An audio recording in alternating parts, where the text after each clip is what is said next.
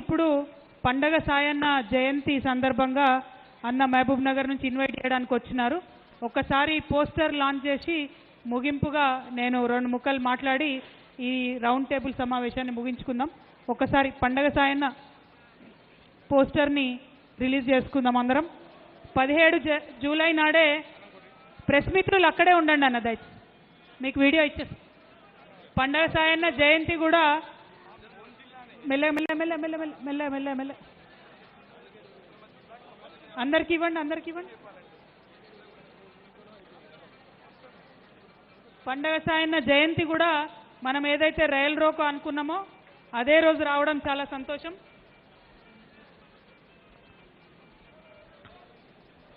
జై తెలంగాణ, జై బీసీ,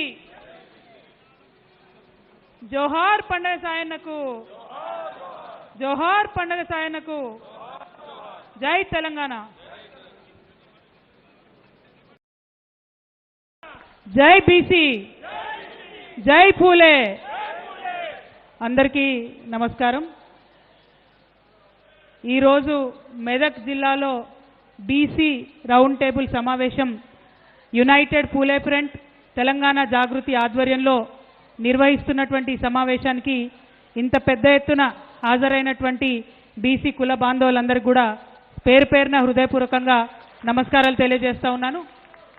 జాగృతి పూలే ఫ్రంట్ నుంచి ఎక్కడ సమావేశం పెట్టినా ఆ జిల్లాలో ఉన్నటువంటి అన్ని కుల సంఘాలను కూడా మరి పిలుచుకొని మాట్లాడుకొని అందరికీ మాట్లాడే అవకాశాన్ని ఇచ్చి బీసీల పరిస్థితి ఇప్పుడు ఎట్లా ఉంది, రేపు ఎట్లా మారాలి, తెలంగాణ తెచ్చుకున్నప్పుడు మన పరిస్థితి ఎట్లా ఉంది, ఇక ముందు ఏం కార్యక్రమాలు చేయాలి, భారతదేశంలో బీసీల పరిస్థితి ఎట్లా ఉంది, రేపు భారతదేశంలో బీసీల భవిష్యత్తు మారాలంటే ఏం చేయాలని చెప్పి అనేక రకాలుగా ఆలోచించుకుంటూ అన్ని జిల్లాల్లో కూడా సమావేశాలు పెట్టుకుంటూ వస్తున్నాం.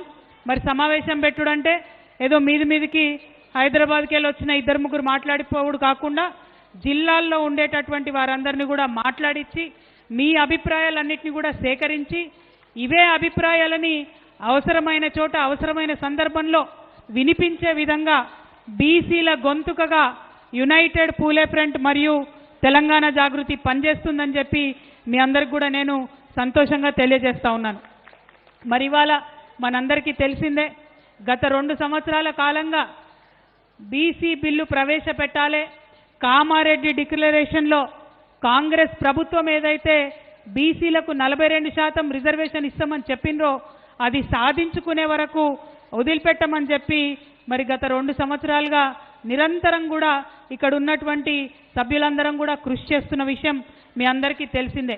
ఇప్పటి వరకు యూపీఎఫ్ కన్వీనర్ గారు బొల్ల శివశంకర్ గారు మాట్లాడి విస్తారంగా మొత్తం ఇప్పుడున్నటువంటి రిజర్వేషన్ అంశాన్ని కూడా వారు వివరించడం జరిగింది. ఒకటే ఒక మార్పు మనందరం కూడా కోరుకునేది, రేపటి నాడు బీసీలకు 42% రిజర్వేషన్ సాధించుకుంటాం, అందులో ఏం అనుమానం లేదు. సాధించుకునేటప్పటికీ బీసీలలో ఉన్నటువంటి ప్రతి ఒక్క కులం వారు కూడా మరి వారి హక్కులు వారికి తెలిసి ఉండాలి. బీసీలలో ఉండేటటువంటి ప్రతి ఒక్క కులానికి సంబంధించిన వారు, ప్రతి ఒక్క జిల్లాలో ఉన్నటువంటి వారు చైతన్యం తెచ్చుకోవాలి. ఇంకా అనేకమైన కులాలు ఉన్నాయి, వార్డు మెంబర్ కూడా రానటువంటి కులాలు బీసీలలో చాలామంది ఉన్నారు. సర్పంచులు కానటువంటి వారు బీసీలలో ఉన్న అనేకమైన కులాల వారు ఉన్నారు. ఇక ఎమ్మెల్యేలు కానటువంటి వాళ్ళైతే ఇంకా చాలా కులాలు ఉన్నాయి. పెద్ద కులాలైనా ఎమ్మెల్యేలు కూడా కానటువంటి వాళ్ళు, అసెంబ్లీ గడపనెక్కనటువంటి వాళ్ళు అనేక మంది బీసీ కులాల వాళ్ళు ఉన్నారు. మళ్ళీ అంతేకాదు బీసీలలో మహిళలు మరీ దారుణమైన పరిస్థితి. మరి ఎవరి మహిళలైనా దారుణంగా ఉంటుంది పరిస్థితి. అందుకే మహిళలకు రిజర్వేషన్ కావాలని కూడా కొట్లాడినటువంటి విషయం మీకు తెలిసిందే. మహిళలకు 33% రిజర్వేషన్ కావాలని కొట్లాడినప్పుడు ఆ 33%లో బీసీల ఉపకోట ఉండాల్సిందే అని ఘంటాపదంగా ఆనాడు చెప్పడం జరిగింది. మరి మహిళలలో బీసీ ఉపకోట ఉండాలంటే అసలు బీసీలకంటూ రిజర్వేషన్ ఉండాలి. అందుకే ఇవాళ బీసీ బిల్లు కోసం కొట్లాడుతున్నటువంటి విషయం మళ్ళొకసారి మీ అందరికి గుర్తు చేస్తా ఉన్నా. మరి ఇక బీసీలకు సంబంధించినటువంటి సమావేశం పెట్టుకుంటున్నామంటే మెదక్లో చాలా మంది పెద్ద పెద్ద వాళ్ళు కూడా భయపెట్టినరట, సమావేశం ఎందుకు పోతారు మీరు, బీసీల కోసం ఎందుకు మాట్లాడతారు మీరు, అవసరం ఏముందని అన్నారట.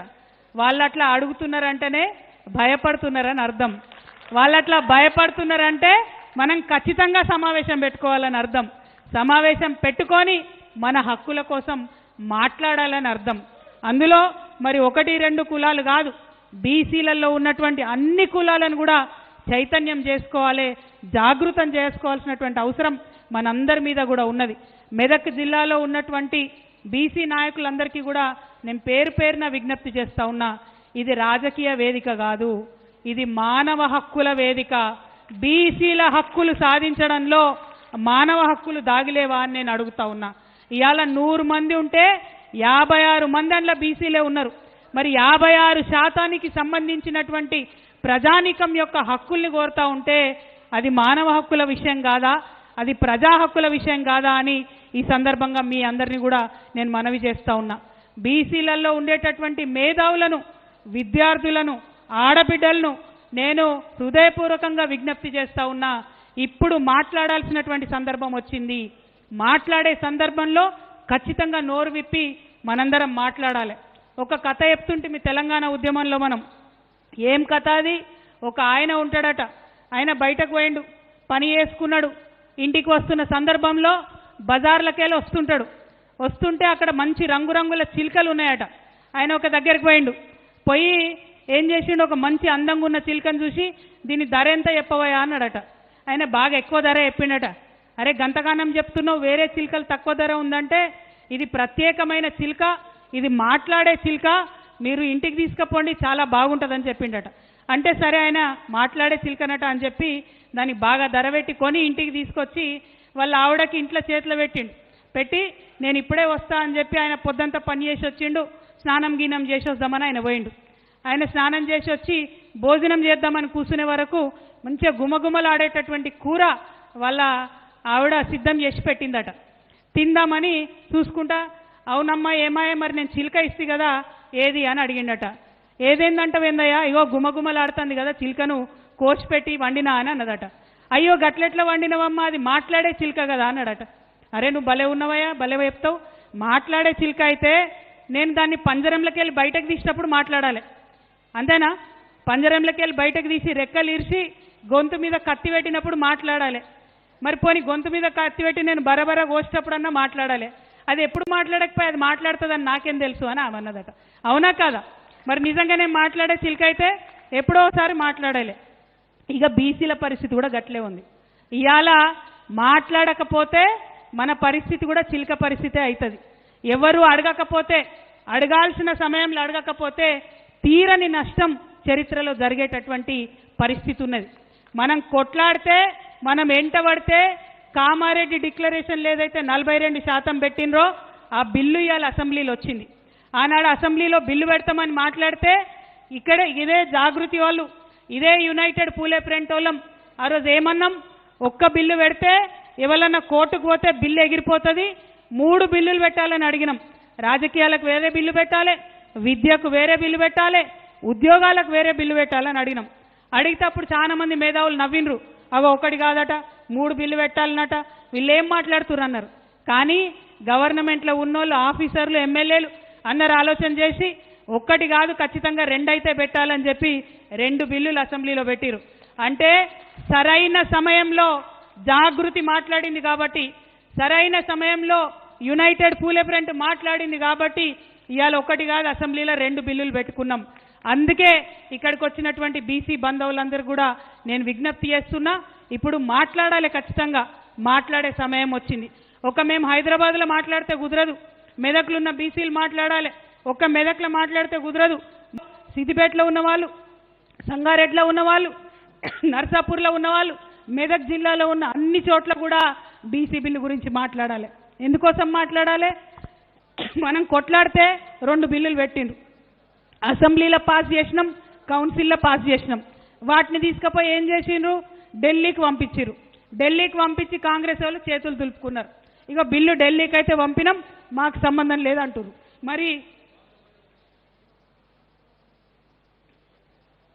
మరి మా బీసీ అన్నదమ్ములు అక్క చెల్లెలతో నేను ఒకటే మాట్లాడుతూ ఉన్నా, ఒకటే విజ్ఞప్తి చేస్తున్నా.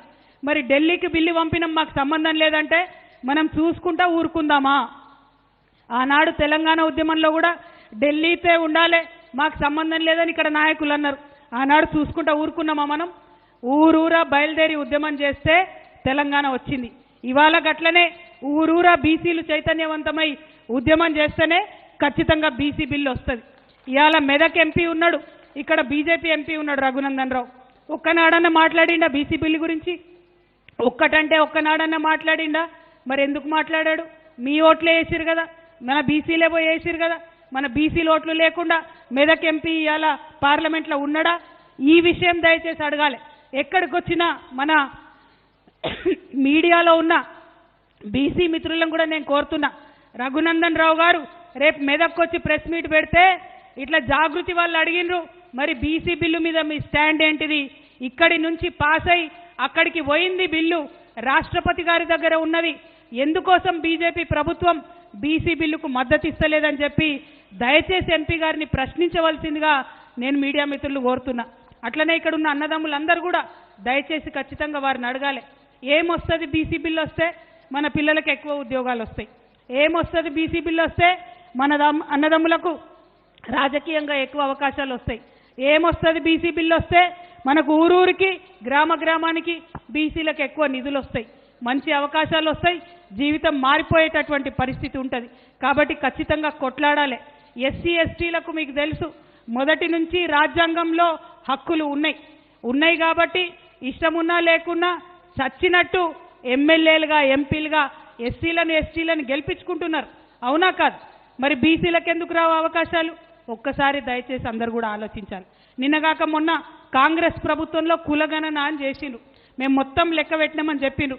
ఆనాడు కూడా ఒక జాగృతే మాట్లాడింది, మీరు ఇతరులై పెంచి చూపించారు సంఖ్య, బీసీలై తక్కువ చేసి చూపించారని మాట్లాడినాం. మేము ఇవాళ ఒకటే డిమాండ్ చేస్తున్నాం, నిజంగానే కాంగ్రెస్ పార్టీ వాళ్ళు చిత్తశుద్ధితో కులగణన చేసి ఉంటే అన్ని గ్రామ పంచాయతీలలో పెట్టుండ్రి డేటా, వివరాలు వెల్లడించండి, ఏం లెక్కనో చెప్పండి. ఊర్లలో అయితే మనకు తెలుస్తుంది కదా, ఏ గడప ఎంతమంది ఉన్నారో తెలుస్తుంది మనకు. దూద్ కా దూద్ పానీ కా పానీ హో జాతా. పెట్టమంటే పెట్టరు, భయపడుతుర్రంటే అర్థమైంది వాళ్ళు మనకు కరెక్ట్ చెప్పలే, అబద్ధాలు చెప్పిరని అర్థం. కాబట్టి ఈ అంశాలన్నీ కూడా దయచేసి మనం దృష్టిలో పెట్టుకోవాలి. ఇప్పుడు మనం చేసిన పోరాటాల ఫలితంగా రాష్ట్రం నుంచి బిల్లు పాస్ అయింది, కేంద్రం దగ్గర ఉన్నది. మరి కేంద్రానికి మన బీసీల సత్తా తెలవాలంటే, మన తెలంగాణ బీసీల పౌరుషం అర్థం కావాలంటే ఇవాళ మనం కేంద్రం మీద ఒత్తిడి పెంచాల్సిన అవసరం ఉంది. ఎట్లా ఒత్తిడి పెంచుదాం? ఖచ్చితంగా ధర్నాలు చేయాలి, వంట వార్పులు చేయాలి, తెలంగాణ ఉద్యమంలో ఏమేం చేసినామో అవన్నీ చేయాలి. అవన్నిటికన్నా ఎక్కువ ఖచ్చితంగా కేంద్రానికి తెలవాలంటే మొట్టమొదటి కార్యక్రమంగా మీ అందరినీ మెదక్ జిల్లా నుంచి నేను అనౌన్స్ చేయాలనుకున్నా. మొట్టమొదటి కార్యక్రమంగా మన డక్కన్ నుంచి ఢిల్లీకి పోయేటటువంటి రైళ్లన్నీ కూడా ఆపుదాం. వచ్చే నెల ఇవాళ 17 జూను కరెక్ట్ నెల తర్వాత 17 జూలై రోజు రాష్ట్ర వ్యాప్తంగా మీ అందరూ ఒప్పుకుంటే రైల్ రోకో కార్యక్రమం బీసీ బిల్లు కోసం చేస్తామని నేను అనౌన్స్ చేస్తా ఉన్నా. తెలంగాణ జాగృతి యునైటెడ్ పూలే ఫ్రంట్ ఆధ్వర్యంలో ఈ రైల్ రోకో కార్యక్రమం రాష్ట్రంలో ఎక్కడైతే అక్కడ చేస్తాం. అన్ని బీసీ సంఘాల నాయకులను కలుపుకుంటాం, అన్ని జిల్లా కేంద్రాలకు పోతాం. ఈ నెల రోజులల్లా అందరినీ కూడా బతిమలాడి బామాలి వారి హక్కుల గురించి వివరించి అందరం కూడా వచ్చి రైల్ రోకో చేద్దాం. అప్పుడైతే ఢిల్లీలో కూర్చున్నటువంటి నాయకులకు మన డెక్కన్ పీఠభూమి యొక్క పౌరుషం అర్థమవుతుంది, మన తెలంగాణ బీసీల యొక్క పౌరుషం అర్థమవుతుంది. ఈడికెళ్ళి బిల్లు పాస్ చేయించి పంపితే అక్కడ పెట్టుకోవద్దు, తొందరగా మళ్ళీ వెనక్కి పంపాలనే విషయం వారికి అర్థమవుతుంది. మరి ఆ బిల్లు వచ్చే లోపలనే కాంగ్రెస్ ప్రభుత్వం కుట్ర ఏందంటే ఇది వచ్చే లోపలనే ఎలక్షన్లు పెడతారట. ఎంపీటీసీలు, జెడ్పీటీసీలు, సర్పంచులు ఈ బిల్లు వచ్చినా రాకున్నా పెడతారట. జరగనిద్దామా? మరి ఎన్నికలు జరగనిద్దామా? లేదంటే ఏం చేయాలి? అంతేనా? అప్పుడేనా? మరి మెదక్ జిల్లా వాళ్ళ మాట కరెక్టే ఉంటుందా? ఖచ్చితమే ఉంటుందా? మరి ఇది కేసీఆర్ జిల్లా. మరి నేను చెప్తున్నా, మీరు మాట ఇచ్చి వెనకకు ముందుకైతే కేసీఆర్ గారికి మాట వస్తే సుమా, అది ఆలోచన చేసుకోవాలి. ఆలోచన చేసుకొని ఖచ్చితంగా దయచేసి నాకు మాట ఇవ్వండి. వాళ్ళు కాంగ్రెస్ పార్టీ వాళ్లకు హెచ్చరిక చేస్తూ ఉన్నాం, మీరు బీసీలకు 42% రిజర్వేషన్ ఇస్తామని చెప్పిండ్రు, ఇయ్యకుండా ఎన్నికలకు పోయే ప్రసక్తే లేదు.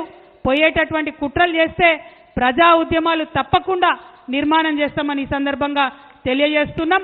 ఢిల్లీకి సెగదగిలేటట్టుగా జూలై 17న రైల్ రోకో చేస్తామని కూడా ఈ సందర్భంగా తెలియజేస్తూ ఉన్నాం. మరి ఏం జరుగుతుంది ఇక్కడ? ఇవాళ నేను నడిచి మెదక్కి మీ దగ్గరికి వచ్చిన బీసీల హక్కుల కోసం మాట్లాడుతున్నా. దీనివల్ల లాభం ఏం జరుగుతుంది? ఇవాళ నేనొచ్చినా రేపు అధికారం నడిచి బీసీ బిడ్డల గుమ్మం దాకా వస్తుందనేటటువంటి విశ్వాసాన్ని నేను ప్రకటిస్తున్నా. ముఖ్యంగా బీసీ విద్యార్థులు ముందుకు రావాలి, బీసీ మహిళలు ముందుకు రావాలని చెప్పి మీ అందరినీ కూడా రిక్వెస్ట్ చేస్తున్నా.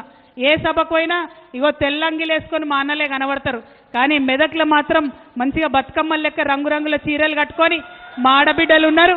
మీ అందరినీ కూడా నేను కోరేది ఒకటే, బీసీ సభ కోసం, బీసీ రౌండ్ టేబుల్ కోసం తరలి వచ్చినటువంటి మీ అందరికి కూడా హృదయపూర్వకంగా నమస్కారాలు. సిద్దిపేట నుంచి వచ్చిన గిరి లొల్లెక్కువ పెడుతున్నాడు, నీకు కూడా దండాలు. అట్లానే ఈ కార్యక్రమాన్ని చాలా పెద్ద ఎత్తున దగ్గరుండి ఆర్గనైజ్ చేసినటువంటి మా తమ్ముడు సంగారెడ్డి, మా తమ్ముడు సంపత్ గౌడ్ గారికి, అట్లానే మా అన్న కొట్టాల యాదగిరి గారికి, మరి మెదక్లో ఉండి కోఆర్డినేట్ చేసినటువంటి గోపు సదానందమన్న గారికి, విజయేందర్ సాగర్ గారికి, కుమారస్వామి గారికి, మన వేణుగోపాల్ స్వామి సార్కి, తమ్ముడు నరేష్ గారికి, దత్తు గారికి, లింగం గారికి, స్వామి గారికి, అట్లనే సాల్వాచారి గారికి, రాచమల్లు బాలన్న గారికి, వడ్డెర అన్న మారన్న గారికి, మా హరి గారికి, ఆలకుంట హరి గారికి, మైక్ పెట్టి వెనకాల ఉన్నాడు, ఇంకా చాలామంది ఉన్నారు, సీమ రమేష్ గారికి, చెప్పుకుంటా పోతే ఇట్లే మీటింగ్ అయిపోతుంది. నేను ఇక్కడే కూర్చుంటా. మెదక్ జిల్లా బీసీ సంఘం నాయకులు అందరూ మాట్లాడే వరకు పట్టుకొని అందరి వివరాలు కూడా రాసుకుంటా, ఎక్కడికి పోయేది లేదు. ఇది మన మీటింగు, ఖచ్చితంగా మన అంశాలు మాట్లాడుకోవాల్సినటువంటి అవసరం ఉందని తెలియజేస్తూ మళ్ళొక్కసారి మెదక్ జిల్లాలో ఇంత పెద్ద ఎత్తున మద్దతు ఇచ్చిన మీ అందరికీ పేరు పేరున హృదయపూర్వకంగా ధన్యవాదాలు. జై తెలంగాణ, జై బీసీ.